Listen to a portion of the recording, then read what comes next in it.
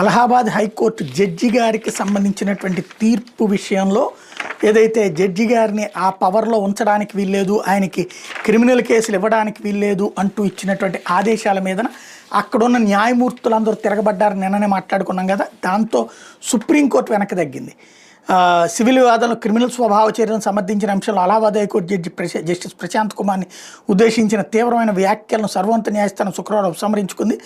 ఆ జడ్జిని ఇబ్బంది పెట్టడంగానే ఆయనపై అపవాదం మోపడం కానీ తమ ఉద్దేశం కాదంటూ జస్టిస్ జేబీ పార్దివాలా, జస్టిస్ ఆర్ మహదేవన్తో కూడిన సుప్రీం ధర్మాసనం స్పష్టం చేసింది.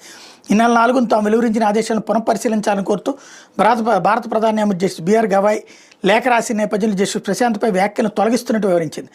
హైకోర్టు కూడా దేశ న్యాయ వ్యవస్థలో భాగమేనని, కొన్ని పరిమితులు దాటేటప్పుడు న్యాయపాలన గౌరవాన్ని కాపాడడానికి సుప్రీంకోర్టు జోక్యం చేసుకుంటుందని జస్టిస్ పార్దివాలా స్పష్టం చేశారు. జస్టిస్ ప్రశాంత్ కుమార్పై వ్యాఖ్యలు వెనక్కి తీసుకుంటున్నప్పటికీ అలహాబాద్ హైకోర్టు తీర్పు చట్టవిరుద్ధమేనని తేల్చి చెప్పారు.